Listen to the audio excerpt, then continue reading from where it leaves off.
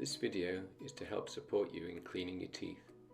Now more than ever, we want to keep our mouth healthy, as having a healthy mouth means we have a healthy body, and who knows, it may help with our immunity. So now we say clean your teeth around breakfast time, but it's last thing at night is most important, because then your teeth will be covered in toothpaste rather than anything you had as supper.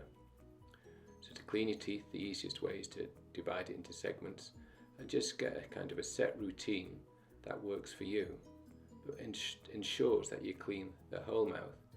And you do need the full 2 minutes twice a day. It's a good regime to have. And the reason is shown here. Bugs. And in the mouth we've called them dental plaque in the past, and now it's termed biofilm. And so what we want to do is to keep these bugs that are in our mouth, the healthy ones, and that's why we clean our teeth. If we don't clean them regularly, what can happen is that the biofilm or the plaque changes, and then you get these good bacteria change into bad anaerobic bacteria.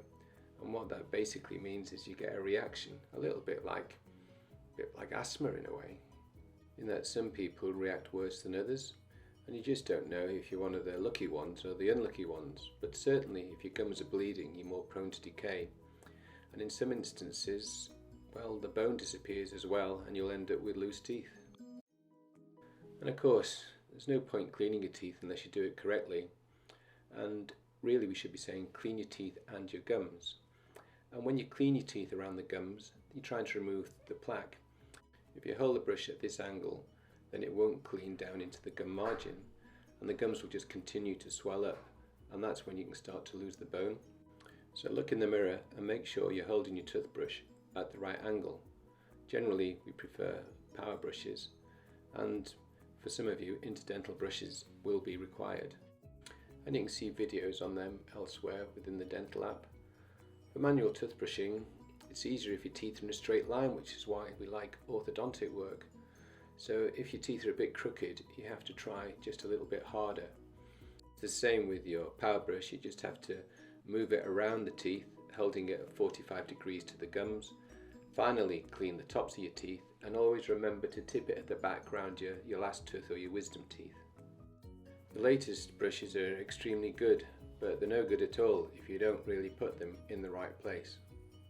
A good way to check is disclosing your teeth. We always recommend it for children, and you could do it yourself. There are other videos within the app showing you how to disclose your children's teeth, and just have a go too.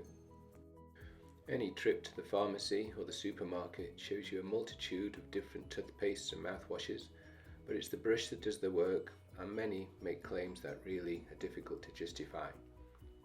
The slurry that you generate when you clean your teeth is better than any mouthwash, so just swish it round your teeth and then spit out.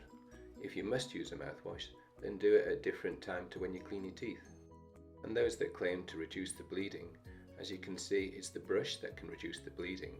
The mouthwash just disguises the problem that lies underneath. But if you haven't got a power brush, I'd recommend one that's rechargeable.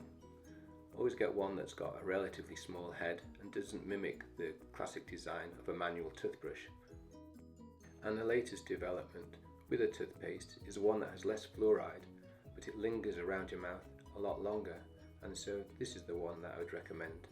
When it comes to general health, prevention is better than cure, and keeping your mouth healthy will help keep you healthy, and as I said, it may help with your immunity.